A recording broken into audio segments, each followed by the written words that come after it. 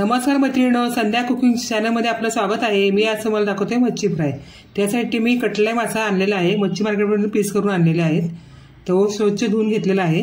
आता ह्याला मी मिरची मसाला लावते। त्यासाठी मी हे हळदी पावडर 1 चमचा घेतलेले आहे। यामध्येच आता मी 3 चमचे मीठ टाकते। हे मीठ माझ्या प्रमाणे आहे, चवीनुसार टाकते। 3 चमचे टाकलेला आहे। आमचं घरचं लाल तिखट हे 4 चमचे टाकते। त्याला हा मिरची मसाला लावून घेते। हे सगळं मी एकत्र करून घेतलेलं आहे। आता हे असं हातामध्ये घ्यायचं, जरासं लावते माशांना, सर्वच लागेल। याला मीठ लावून घेते। सगळं मीठ एकत्र काढून वरून आता मिक्स करून घेते। मच्छीच्या पीसेसला लावून घेते।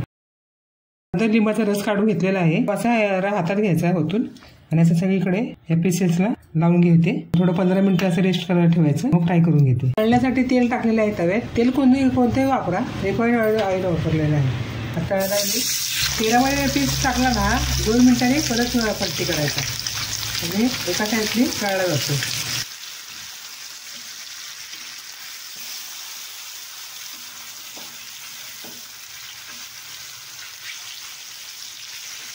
मग 5 मिनिटं लागतील।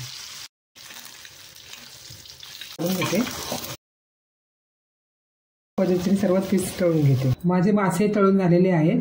मी जरा तुम्हाला खाऊन दाखवते। छान आहे, बाहेरून क्रंची आतून सॉफ्ट। फार टेस्टी झालेला आहे। तुम्ही माझ्या पद्धतीने असे मासे खा, तळून फार सुंदर लागतात व तुमच्या घरच्यांनाही आवडेल। ते म्हणतील वा काय मासे केलेले आहेत, फार टेस्टी झालेले आहेत। संध्या कुकिंग चॅनलला लाईक करा, शेअर करा, सबस्क्राईब करा। काय कमेंट असेल तर कमेंट करा। पुन्हा नवीन व्हिडिओमध्ये भेटूया। बाय।